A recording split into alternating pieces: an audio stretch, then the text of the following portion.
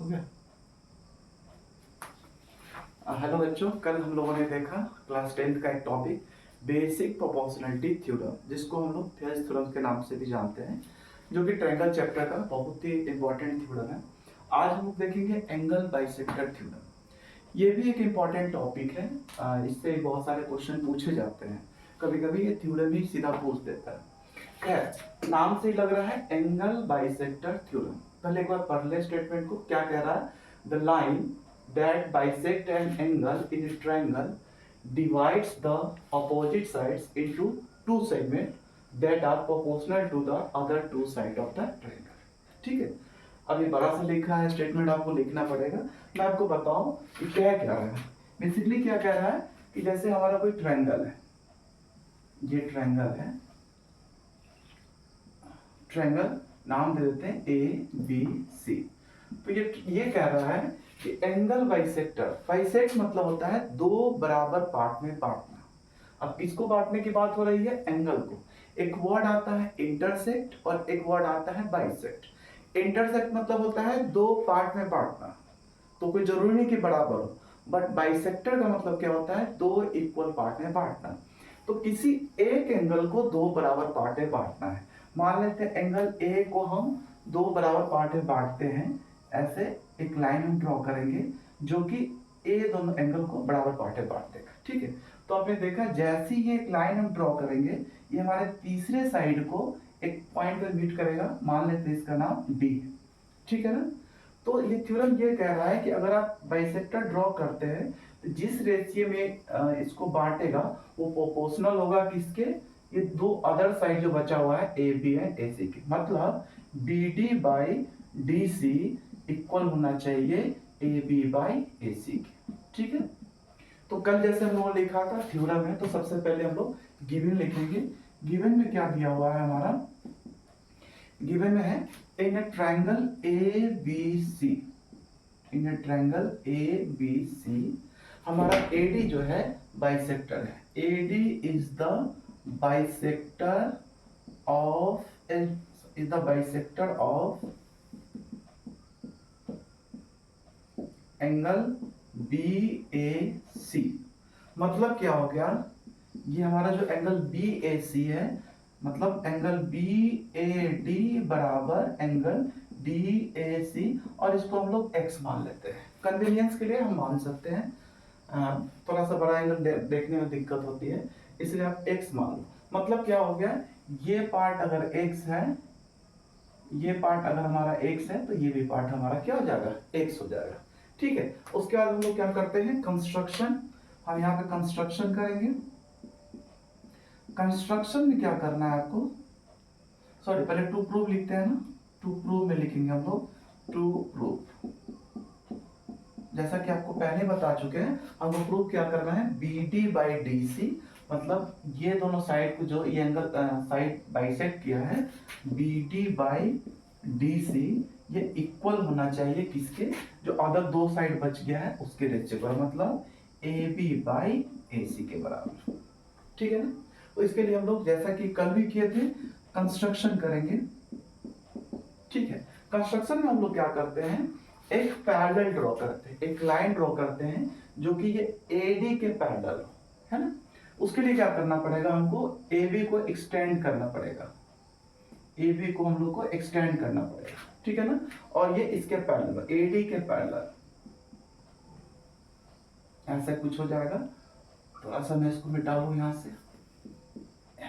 ठीक है, तो कंस्ट्रक्शन में क्या करेंगे? ड्रॉ सी डी, सॉरी इसका नाम डी मैंने पहले रखा है, इसको ई रख देते हैं। So draw CE parallel to AD। ठीक है, ड्रॉ CE, CE जो है पैरेलल होगा AD का। ठीक है ना। अच्छा, इतना करने के बाद एंड हम लोग क्या करेंगे? एंड ज्वाइन AE, जो कि AB का एक्सटेंडेड पार्ट है। ठीक है, अब क्या करना है हमें? अब क्या करना है? हाँ, जैसे कि प्रूफ, अब यहाँ पे हम लोग करते हैं प्रूफ। यहां कर लेते हैं हम लोग प्रूफ।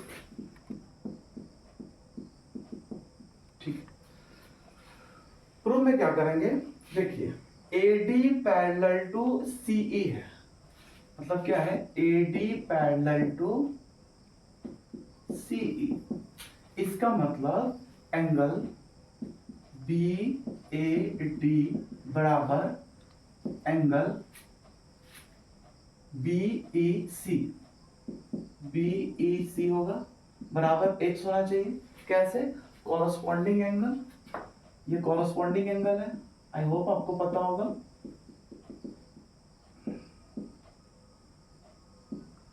ठीक है, वैसे ही एंगल DAC बराबर एंगल ACE हो जाएगा, ACE, इसको भी x मानेंगे। ये क्या हो गया, अल्टरनेट इंटीरियर एंगल, है ना, ये x है तो ये भी x होगा, corresponding angle AD parallel to CE है, तो ये अगर x है तो ये भी x होगा। अच्छा, ये अगर x है तो ये भी x होगा, अल्टरनेट इंटीरियर एंगल। अब देखेंगे नाउ इन ट्रायंगल, कौन से ट्रायंगल, ये बड़े छोटे वाले ट्रायंगल में AEC, इस ट्रायंगल में देखो दो एंगल इक्वल है ना, एंगल AEC बराबर एंगल ACE बराबर x है, इसका मतलब AC बराबर, दिस इंप्लाई AC बराबर AE होगा, AC बराबर AE होगा। क्यों होगा, आपको पता है, side opposite to equal angle are equal. ठीक है, आई होप यहां तक आपको समझ में आ गया होगा। ठीक है, अब इसके बाद हम लोग क्या करेंगे, इसके बाद हम लोग ये जो हमें प्रूव करना था उसको करेंगे। इसको हम लोग 1 मान लेते हैं, इसको हम लोग 1 मान लेते हैं। ठीक है, ये हम मिटा देते हैं, आपको नोट जो भी करना है पॉज करके आप कर लेना एक बार।